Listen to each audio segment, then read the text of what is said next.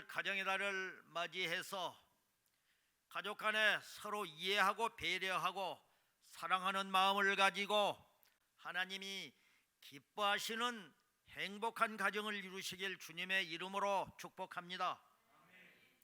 인사하시겠습니다. 부부는 관리 대상이 아니라 배려와 사랑의 대상입니다.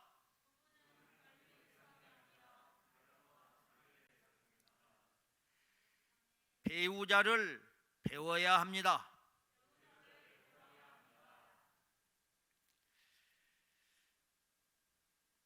남편들이 좀 많이 참석하기를 바랬는데 청소년들한테는 좀 양해를 구하겠습니다. 그러나 미래 배우자를 생각하면서 들어주시면 고맙겠습니다. 어느 날 해와 달이 만났습니다. 해가 달을 바라보며 나뭇잎은 초록색이야 하고 말합니다.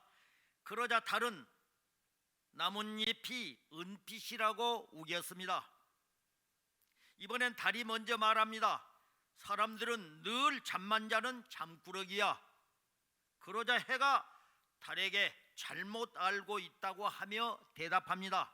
아니야, 사람들은 언제나 바쁘게 움직인다고. 해의 말에 달이 의문을 가졌습니다. 그러면 왜 땅은 그렇게 조용한 거지? 그랬더니 해가 고개를 갸우뚱거렸습니다. 누가 그러니? 땅은 언제나 시끄럽기만 한데. 어느새 해와 달 사이에 말다툼이 벌어졌습니다. 그때 바람이 나타났습니다. 바람은 둘이 다투는 소리를 듣고 허허 웃으며 말합니다. 너희들은 쓸데없는 다툼을 하고 있구나. 낮에는 해 말대로 나뭇잎은 초록색이란다. 사람들도 바쁘게 움직이고 땅도 시끄럽지. 그러나 달이 뜬 밤에는 모든 것이 변해서 땅은 고요해지고 사람들도 잠이 든단다. 그리고 나뭇잎은 달빛을 받아서 은빛이 되지. 혹시 이 모습이 우리 부부의 모습은 아니겠죠? 우리는 이 해와 달처럼 자기가 보고 듣고 경험한 것만을 진실이라고 우길 때가 많이 있습니다. 해와 달이 서로에 대해서 조금만 알았더라면 충분히 이해될 수 있는 상황이었는데 서로의 차이를 모르기에 서로 자신의 생각만 옳다고 주장합니다. 우리는 결혼을 하고 부부로 만나서 한 지붕 밑에 살면서 많은 부부들이 배우자를 고치려 하고 상대방을 변화시키려고 주도를 합니다. 그러나 우리는 서로를 고치고 변화시키기 위해서 만난 것이 아니라 서로의 부족함을 보충해 주기 위해서 만났습니다. 아내들은 불평하며 말합니다. 또 하소연합니다. 남자들은 왜 양말을 뒤집어 벗어놓죠? 반찬 차려놓으면 뚜껑 열어놓은 것만 먹고 있다니까요. 그리고 애 좀 봐달라고 하면은 가만히 앉아서 얘만 들여다보고 있어요. 또 물건이 바로 코앞에 있는데도 못 찾습니다. 일부러 그러는 거 맞죠? 옆집 여자 말은 잘 들으면서 내 말은 절대로 안 들어요. 아파 누워 있는데도 밥 차려달라고 하지를 않나. 한참 자고 있는데 깨워가지고 물 좀 달라고 하지를 않나. 왜 남자들은 매번 똑같은 것을 몇 번이고 말해 주어야 하는 것이죠? 집안일을 도와주려면 알아서 하면 안 돼요? 어떻게 매사에 하나하나 말해 주어야 되냐고요? 차라리 혼자 하고 말지. 그러자 남편들도 질세라 반박합니다. 여자들은 왜 했던 말을 하고 또 합니까? 아무런 영양가도 없는 쓸데없는 말을, 그리고 변기 뚜껑은 왜 꼭 내려놓습니까? 그리고 날마다 자기와 놀아달래요. 돈은 언제 벌고 집은 언제 장만하라고. 여자들은 왜 누구와 언제 무엇을 했는지 시시콜콜 알기를 원하지요. 싸우다가 사과를 했는데도 또 따져요. 뭐가 미안한 줄 아냐고요. 그리고 드라마는 왜 그렇게 좋아하는지, 그러면서 여자들은 잘 나가는 남자만 보면 비교하는 거 있죠. 자존심 상해요. 옆집 남편은 연봉이 어떻다느니, 그 집 휴가를 어디로 다녀왔다느니 등등. 왜 여자들은 그렇게 시끄러울까요? 외출 준비에 왜 또 시간은 그렇게 많이 걸립니까? 서로 뒤질세라 모자람을 고자질하고 있습니다. 둘 다 맞는 말입니다. 그러나 둘 다 미성숙한 것은 분명합니다. 그리고 부족합니다. 사랑이 때때로 위대해지는 것은 완전해질 때가 아니라 서로 불완전한 것을 당연한 것으로 받아들일 때입니다. 그렇습니다. 결혼은 미완성과 미완성이 만나서 완성을 향해 나아가는 과정입니다. 혼자서는 완전하지 않기에 서로 돕기 위해서 만난 것입니다. 그러므로 상대방을 변화시키려 노력하기 전에 내가 먼저 이해하고 상대방을 배려하려고 노력을 해야 합니다. 먼저 이해하고 사랑하게 되면 변화는 그 열매로 나타나게 될 것이기 때문입니다. 서로의 부족함을 긍휼히 여기면서 그 부족함을 채워주는 하나님의 은혜가 필요합니다. 이 사명, 이 미션을 수행하기 위해서 하나님께서 오늘도 나를 남편으로 부르셨고 또 나를 아내로 부르셨습니다. 사람은 실로 다양합니다. 자라온 환경도 다르고 재능도 다르고 성품도 다릅니다. 물론 취미도 다릅니다. 그러나 그 다양성에 대한 이해는 공동체 정신에 꽂히기도 합니다. 이해는 사랑과 용서의 출발입니다. 작은 이견 앞에서 조급하게 화를 내는 자에게 지혜는 머물지 않습니다. 반대자를 귀찮다고 무조건 잘라내는 자에게 화합도 행복도 머물지 않습니다. 고린도전서 13장 3절 4절에서 말씀하십니다. 사랑은 오래 참고 사랑은 온유하며 시기하지 아니하며 사랑은 자랑하지 아니하며 교만하지 아니하며 무례히 행하지 아니하며 자기의 유익을 구하지 아니하며 성내지 아니하며 악한 것을 생각하지 아니하며. 아멘. 진정한 행복은 마음과 생각의 크기에 달려 있습니다. 사람 사이에 있는 사소한 차이를 선입견과 편견의 구실로 삼지 않고 사랑과 이해의 도전으로 볼 때 행복의 샘은 바로 우리 곁에서 넘쳐 흐르게 됩니다.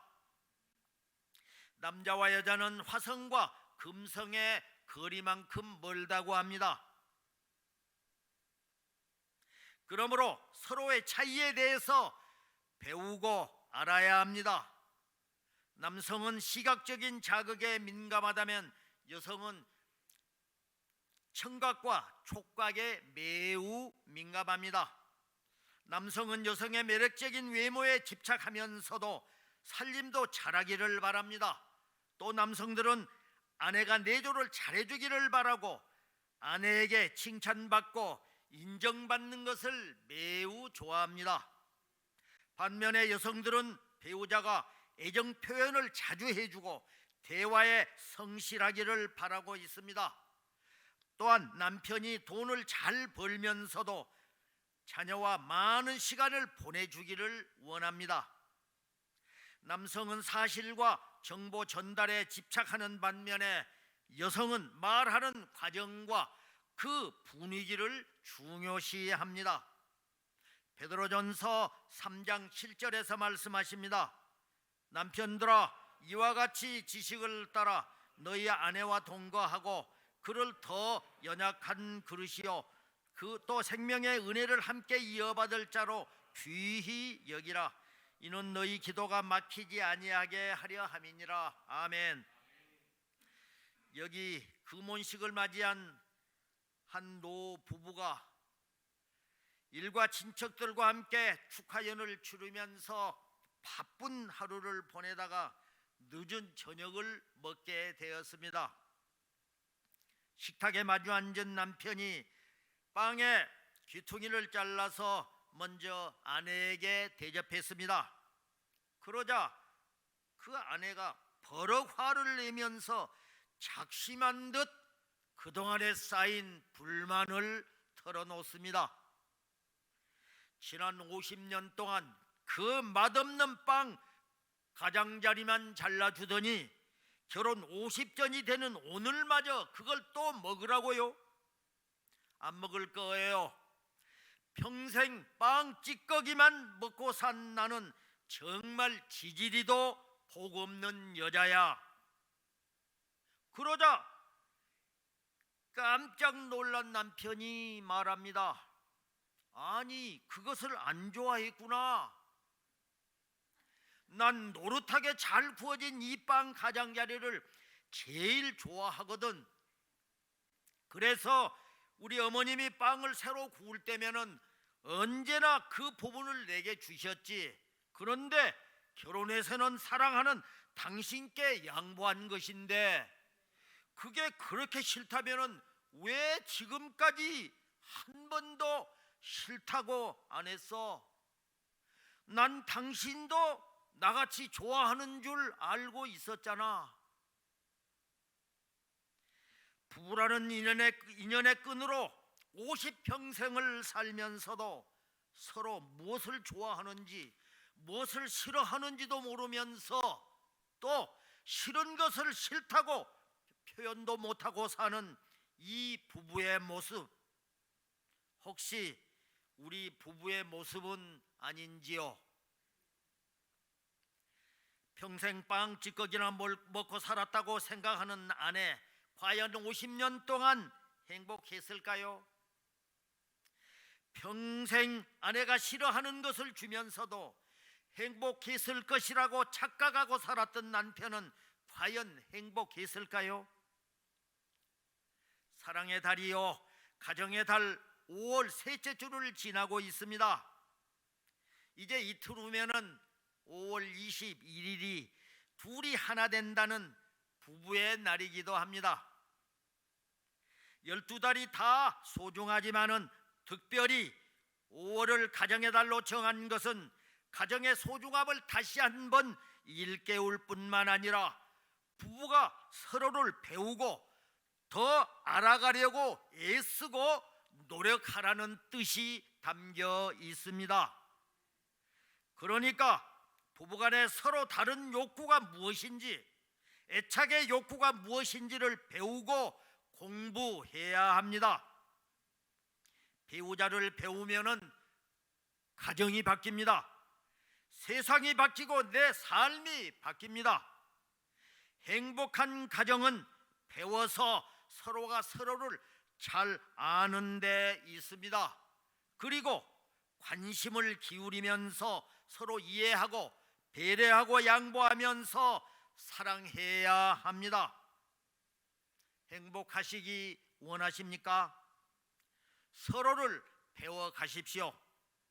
로마서 10장 2절 3절에서 말씀하십니다. 내가 증언하노니 그들이 하나님께 열심히 있으나 올바른 지식을 따르는 것이 아니니라. 하나님의 의를 모르고 자기 의를 세우려고 힘써 하나님의 의에 복종하지 아니하였느니라. 아멘. 우리는 하루 24시간이 부족할 정도로 최선을 다해 열심히 살아가고 있습니다. 하지만 그 최선은 때로는 실패나 실수에 대한 가장 좋은 핑계거리나 합리화거리가 되곤 합니다.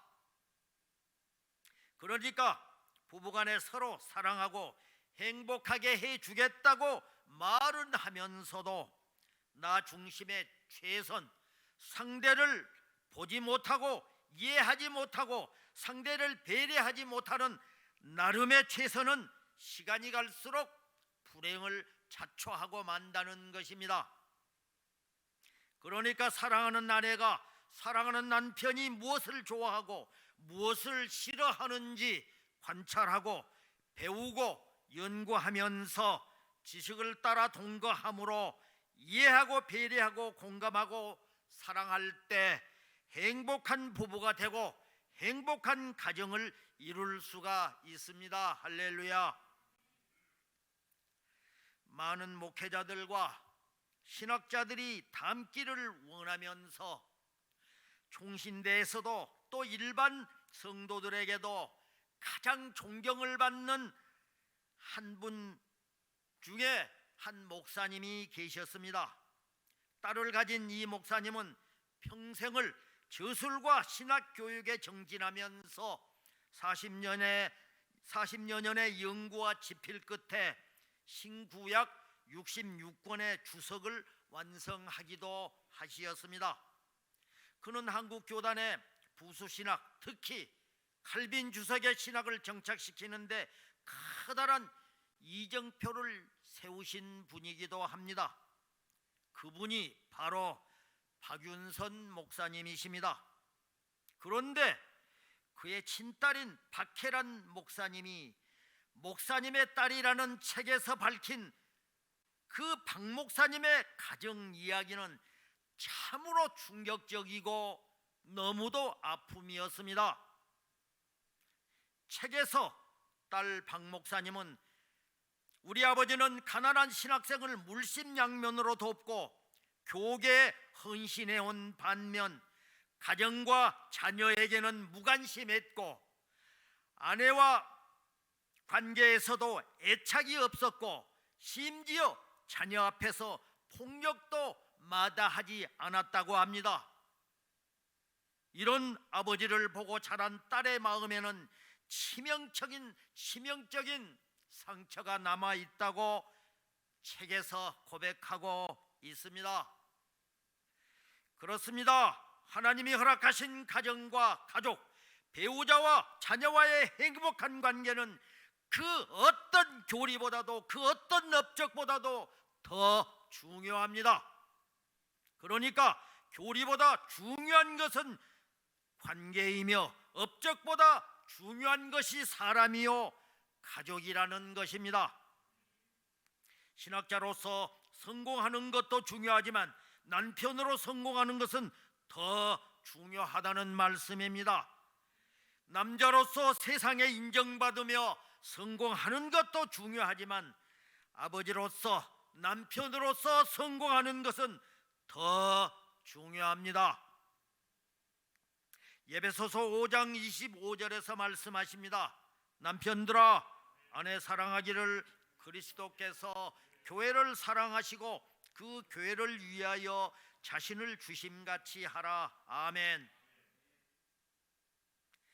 부부는 서로 다른 욕구를 가지고 있습니다.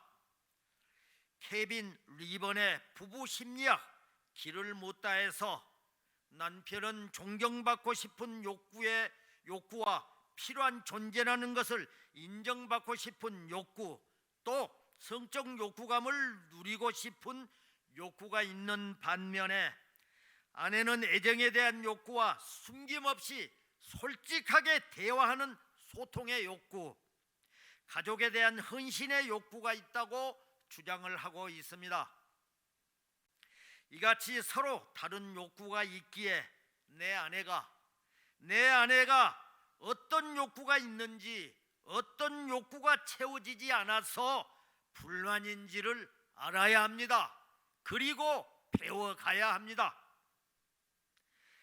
상대방의 기본 욕구를 채워 주어야 합니다. 그래야 상대방도 나의 욕구를 채워줄 것이기 때문입니다. 그러나 인간의 죄성으로 인한 이기심과 자기 중심성 때문에 먼저 자신의 것을 채우려 하고 손해보고 있다는 느낌을 들 때 인간은 실망하고 분노하게 됩니다. 이것이 모든 갈등의 직접적인 원인이 되기도 합니다. 1960년대, 70년대에 정말 가난했던 신혼 시절이 있었습니다. 그때는 대다수의 부부가 꿈이자 욕구가 단 하나, 내 집을 마련하고 장만해서 안정된 삶을 사는 것이었습니다. 이 꿈을 이루기 위해 정말 우리들은 열심히 살았습니다. 그래서 결혼 후 5년, 10년, 15년이 지나서 드디어 작은 아파트인 보금자리를 갖게 되었을 때 그 감격이야말로 이루 말할 수도 없었고 표현할 수도 없었습니다. 그때는 우리가 마치 꿈을 다 이루었다고 기뻐했고 고생 끝, 이제는 행복 시작이라고 생각했지만은 이때부터 갈등은 시작됩니다. 우리 안에 숨어있던 내 집 마련의 목표에 가려져 있던 존중받고 싶어하는 남편의 욕구와 사랑받고 싶어하는 아내의 사랑의 욕구가 충돌하기 시작합니다. 남편은 내가 그동안 얼마나 열심히 일해 내 집도 마련하고 이제 살만해졌는데 왜 남편이 나를 인정해 주지 않느냐라고 생각하며 더 일에만 매달립니다. 그러면서 사랑받고 싶어 그 사랑을 확인하고 싶다고 다가오는 아내를 밀어내면서 나 피곤해, 나 좀 자유롭게 놔두라고 상처를 줍니다. 대단히 송구합니다. 저는 이 강단에서 이 말을 할 수 있는 자격이 전혀 없습니다.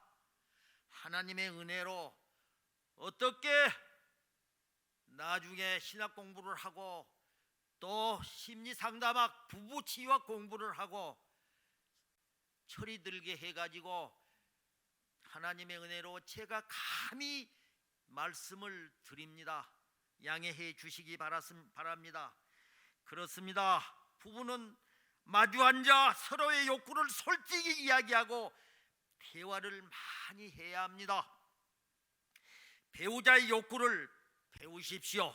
배우자의 욕구를 이해하고 채워줄 때 부부는 욕구에 집착하지 않고 서로가 당신도 나도 자유로워질 수 있기 때문입니다. 그런데 우리의 현실은 어떻습니까? 많은 부부들이 정서적 욕구의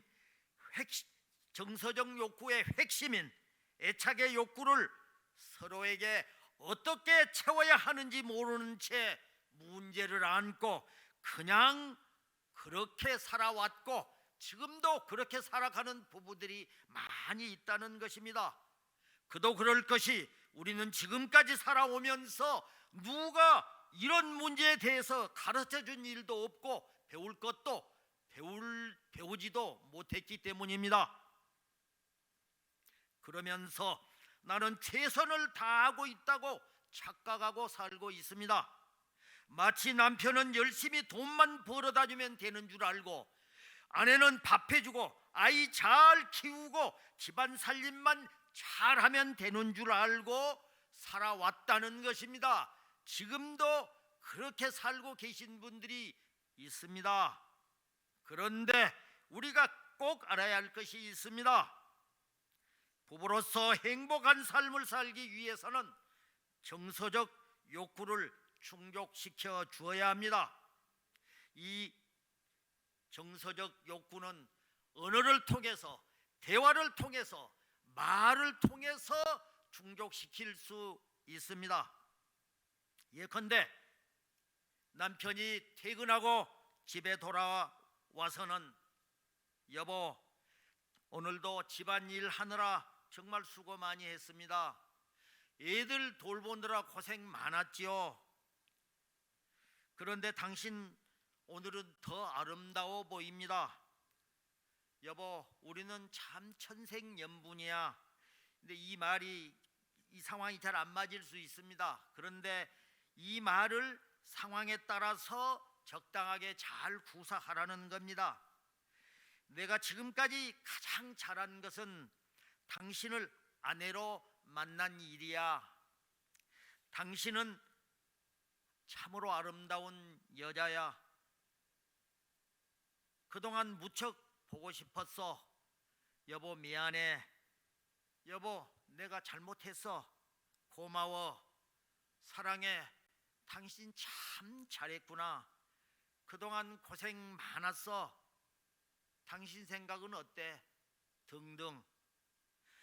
아내가 퇴근하고 들어오는 남편에게 해야 될 말입니다. 여보, 오늘도 수고 많았습니다. 당신 정말 멋져요. 당신이 내 남편이어서 고마워요. 당신과 함께 있으면 왠지 나는 마음이 든든해요. 여보, 잘 안 될 때도 있지요. 당신이 자랑스러워요. 당신이 최고야. 당신은 할 수 있어 등등. 공감의 언어를 통해서 정서적 욕구를 채워 주어야 합니다. 지난해 5월 달에도 제가 이 말을 소개한 적이 있습니다. 데살로니가 5장 13절에서 말씀을 하십니다. 사랑 안에서 가장 귀히 여기며 너희끼리 화목하라. 아멘.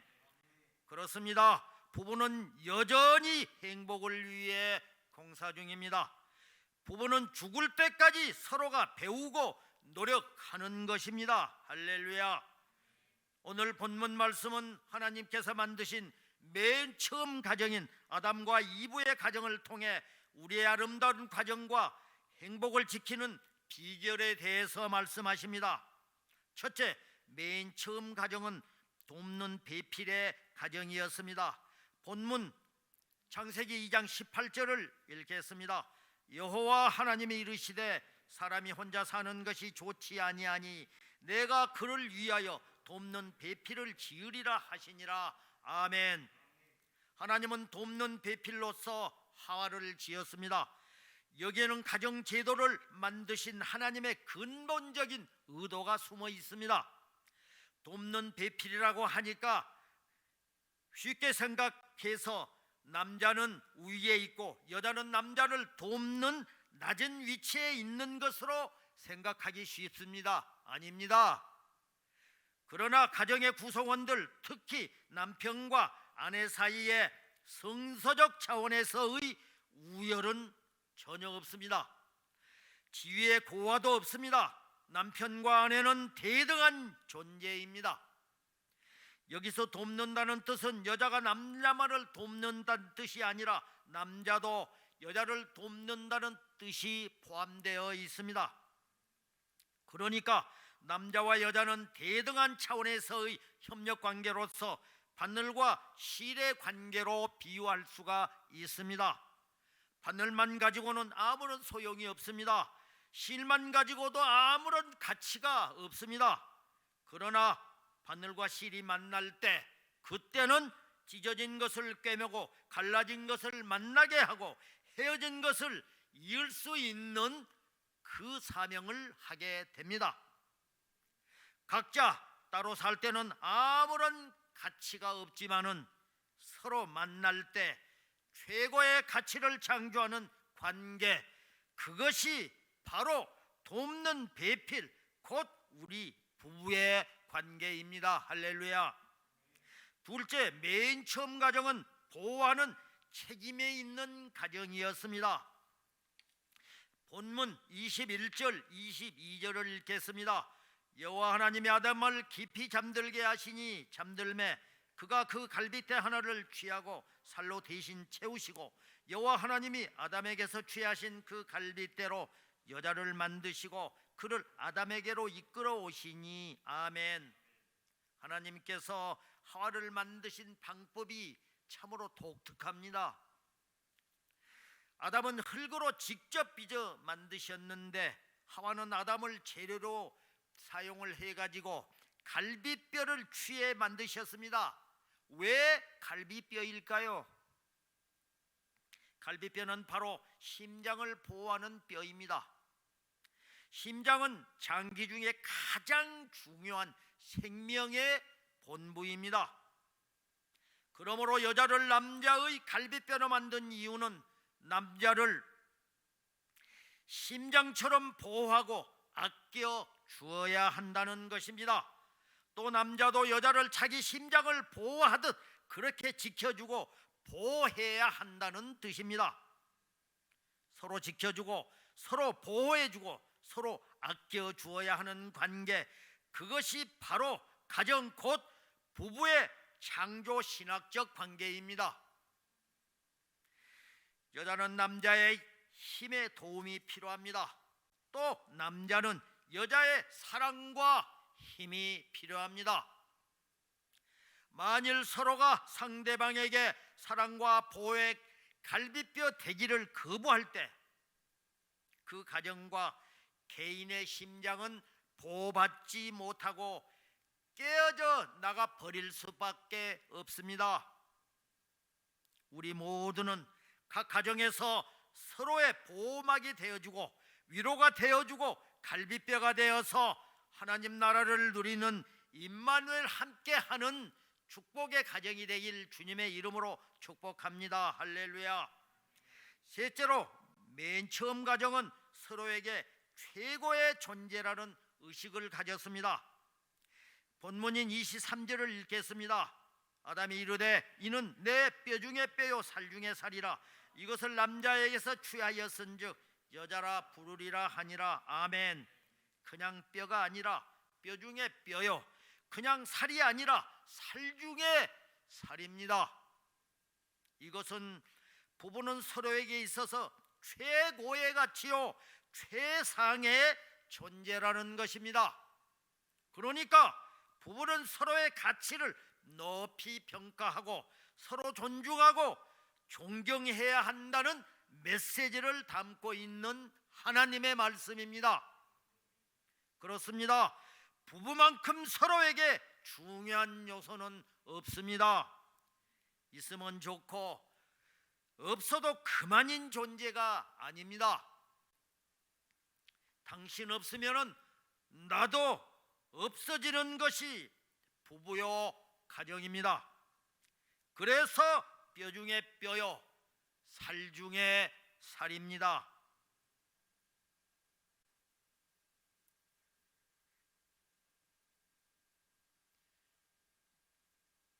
서로 인사하면 좋겠는데 분위기가 안 맞네요. 여보, 당신은 내 살 중에 살이요 뼈 중에 뼈입니다라는 인사를 하려고 시나리오는 만들었습니다마는 우리 청소년들이 많고 부부가 많지 않아 가지고서 그렇게 받아들이시기 바랍니다. 이제는 말로만이 아닙니다. 실제로 서로를 무엇보다 귀중한 존재로 여기는 실천 방법을 알려드리겠습니다. 이 내용은 미국 카네기 재단 전문 기관에서 오랜 동안 연구하고 설문을 거쳐서 만든 내용입니다. 먼저 남편이 아내에게 지켜야 할 10계명입니다. 시간 때문에 제목만 말씀드리겠습니다. 남편들은 아내 생일과 결혼 기념일에 꼭 챙기고 선물하십시오. 두 번째, 남 앞에서 아내의 자존심을 건드리지 마십시오. 셋째, 부수입도 갖다 바치십시오. 넷째, 아내가 신경이 날카로울 때는 무조건 피하라고 합니다. 다섯째, 아내와 함께 여가 활동을 하라고 합니다. 여섯째, 아내의 취미 생활을 격려해주고 도와주라고 합니다. 일곱 번째, 아내가 만든 음식은 무조건 맛있다고 하십시오. 여덟 번째, 아내가 하고 싶은 일은 가급적 도와주십시오. 아홉 번째, 아내를 칭찬하되 하루에 한 번 꼭 하십시오. 제가 해보니까 정말로 기뻐합니다. 그리고 나도 기쁘고 습관이 됩니다. 아내에게, 10번째 아내에게 여보 고맙습니다 하되, 이것도 하루에 한 번 이상 많이 할수록 좋습니다. 다음은 아내가 남편에게 지켜야 할 10계명입니다. 첫 번째, 출퇴근 시간에 남편을 대문까지 배웅하고 맞이하십시오. 두 번째, 남편에게 잔소리하지 마십시오. 전문기관에서 부부싸움의 원인을 분석해보니 80% 이상이 아내 잔소리에서 시작되었습니다. 가급적 잔소리하지 말고 따지지 말라고 합니다. 세 번째, 여보 사랑해요 라는 말을 하루에 한 번 이상 하십시오. 네 번째, 항상 단정하게 화장을 하십시오. 다섯 번째, 남편이 잘못했어도 너무 몰아붙이지 말라고 합니다. 여섯 번째, 남편을 이기려고 하지 마십시오. 일곱 번째, 자기 남편과 친구의 남편을 비교하지 마십시오. 아홉 번째, 너무 딱딱하게 하지 말고 약간의 애교를 가지라고 합니다. 열 번째, 남편의 생활용품을 잘 챙겨 드리십시오. 이 남자들은 근본적으로 하나님이 그렇게 만들었습니다. 세밀하게 챙길 줄 모르고 꼼꼼하게 챙길 줄 모르는 것이 남자입니다. 그렇지요? 좀 쑥스럽지요? 생소하지요? 그러나 가정의 아내와 모든 남편들이 이것을 수첩에 적어놓고 실천해 보시면은 가정의 행복이 찾아오게 될 것입니다. 다시 강조합니다. 가정은 그 어떤 것과도 바꿀 수 없는 최고의 가치입니다. 부부는 서로에게 있어서 그 무엇보다도 가장 중요한 가치 있음을 믿으시기 바랍니다. 조지 무어는 캐리드 강이라는 책에서 말합니다. 어떤 사람이 참되고 영원한 행복을 찾으려고 자녀와 아내를 버려두고 집을 떠났습니다. 그는 남들이 행복하다고 하는 곳은 모두 찾아다녔습니다. 그렇게 한평생을 헤맸지만 끝내 자기가 꿈꾸는 행복을 찾지 못했습니다. 세월이 많이 흘렀습니다. 결국 참된 행복을 찾기를 포기하고 늙고 지친 몸을 이끌고 집에 돌아왔습니다. 그런데 뜻밖에도 아내와 자녀들이 왜 이제 오셨느냐고 기다리고 기다렸다는 듯이 반갑게 맞아 주었습니다. 사랑하는 아내의 포근한 미소가 거기에 있음을 발견했습니다. 자녀들의 진심 어린 공경이 있었고, 가족들의 사랑이 있었고, 가족들의 웃음이 그곳에 있었습니다. 서로를 위해주는 애틋한 마음들이 그 가정에 있었습니다. 그제서야 그 사람은 깨닫습니다. 내가 그토록 평생 찾아 헤매던 행복이, 그 행복이 바로 우리 집에 있었구나 하고 깨달았습니다. 할렐루야. 사랑하는 성도 여러분, 참되고 영원한 행복, 그곳은 다른 곳에 있지 않습니다. 바로 여러분의 가정 속에 있습니다. 모든 성도들이 맨 처음 가정을 본받아 하나님의 만드신 행복한 가정을 이루어 가시는 화평교회가 되고 저와 여러분이 되시길 주님의 이름으로 축복합니다. 축원합니다.